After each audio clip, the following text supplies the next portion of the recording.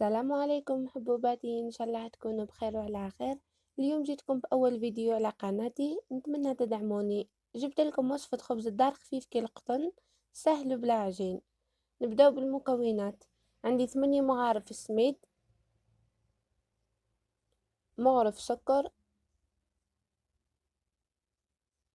مغرف خميرة الخبز،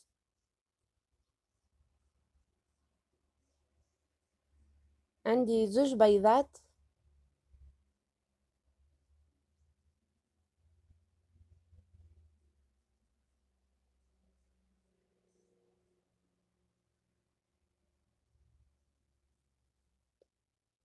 عندي 2 كيسان غير ربع حليب. هذا الكاس الأول، وهذا كاس غير ربع حليب يكون دافئ.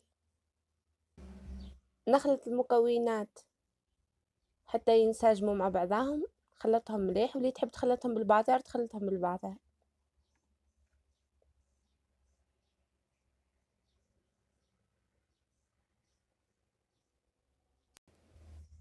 بعد ما نخلطهم مليح نخليها تروبوزي حتى تدير لي فقاعات، ونعاود نرجع لكم.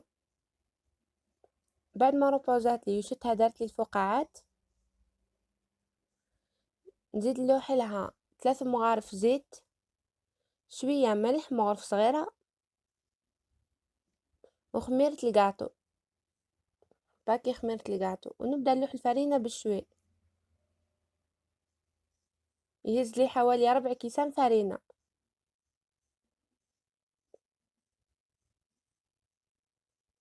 رحت الكاس الاول، نزيد الكاس الثاني، نبدا نلوح بشوي ونخلط بشوي ونخلط. لازم ما تجينيش قاسيه العجينه تاعي، تجيني طريه.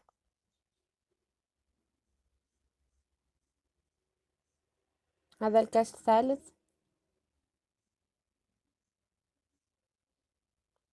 درك نبدا نخلطها بيدي.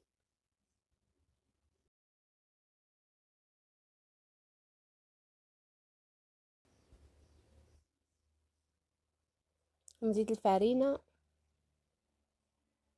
حتى نتحصل على القوام اللي بغيته.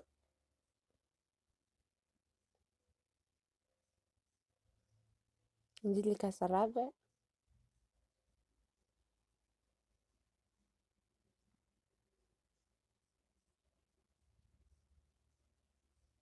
بعد ما نلم العجينه نتاعي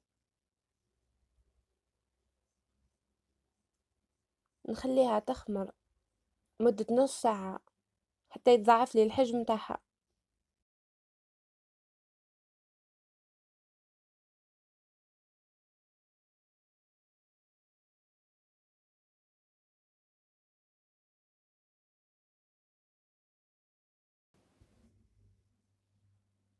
ندير في يدي شويه زيت باش كي تلصق لي في يدي.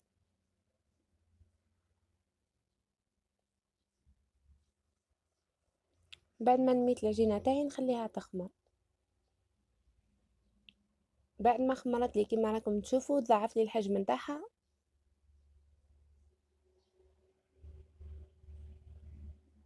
نخرج منها الهواء اللي فيها ونقسمها على زوج.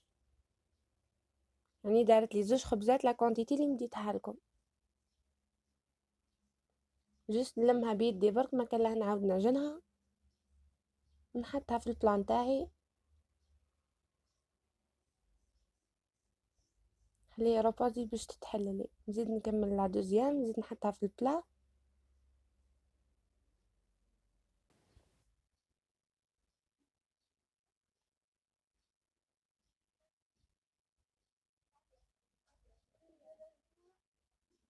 درك نبدا نحلها في البلا،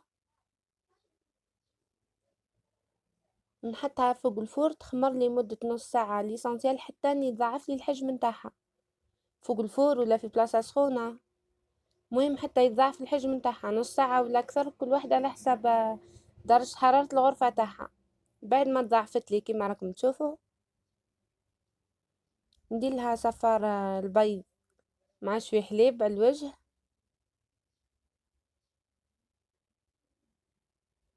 وندير لها شوية سينوج وندخلها للفور طيب لي من تحت وما نثقبهاش، نخليها كيما هكذا. تطيب لي من التحت ونخرجها ونزيد نشعلها من الفوق ومن بعد نخرجها. هذا الخبز تاعي بعد ما طابلي جا خفيف كي القطن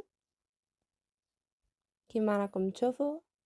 البنات اللي اول مره تشوف قناتي دير لي ابوني وتضغط على الجرس باه يوصلك كل جديد. ما تنساوش تخليو لي رايكم في الكومنتار وبسلامه حبوباتي.